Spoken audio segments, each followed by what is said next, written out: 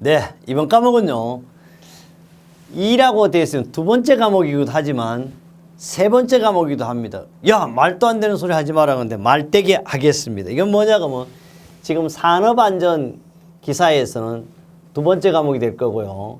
건설안전 기사에서는 세 번째 과목이 됩니다. 왜 그러냐? 우리는 동일한 과목일 때 면제 과목이 되죠. 그래서 건설안전기사일 때는 4월 28일 동일하게 3과목, 산업안전기사일 때는 두 번째 과목이 되겠습니다. 그래서 제가 항상 이야기하죠. 건설안전기사를 따면 산업안전기사 합격이 되고 산업안전기사를 따면 건설안전 합격된다는 뜻입니다. 그래요. 첫 번째 문제를 보면요. 스트레스입니다. 스트레스에 반응하는 신체적 변화로 맞는 것이에요. 맞는 것. 그러니까 틀리는 것이 많이 나오는데 맞는 것이 나옵니다. 첫째, 스트레스는요. 만병의 근원이라고 그랬습니다. 저도요.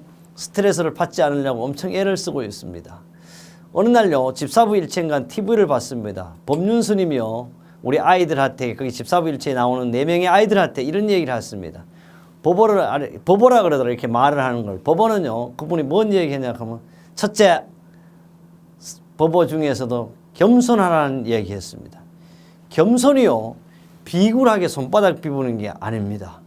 겸손이라는 것은 당당하게 사는 걸 겸손이라고 그랬습니다. 내 얘기가 아니고 이것은 법륜 스님 얘기입니다. 두 번째 그분이 무슨 얘기를 하냐면 검소하라 얘기했습니다. 검소라는 것은요.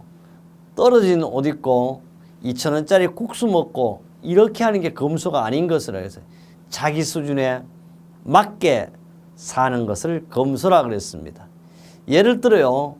우리는 여유 있는 돈 많은 예를 들어 뭐 이재용 회장이라든지 정몽구 회장이요. 정말 티코를 타고 다닌다고 잘못될 건 아니지만 그분들이 돈을 써주지 않는다면 대한민국 경제는 돌아가지 않을 겁니다. 그래서 내수경제 얘기하잖아요. 수준에 맞게 사는 것을 바로 우리는 검소라 그러더라고요. 정제수 얘기 같으면 틀리겠지만 바로 법륜 스님의 얘기입니다. 마지막 세 번째 이런 얘기를 하더라고요.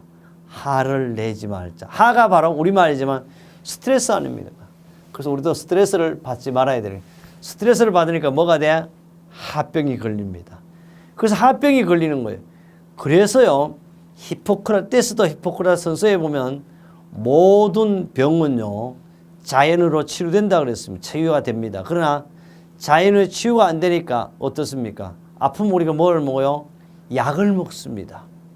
약으로도 안 되면 의사가 메스를 뗍니다. 의사가 메스가 안 되면 어떻게 마지막에 이렇게 얘기하더라고요. 불로 고친대요.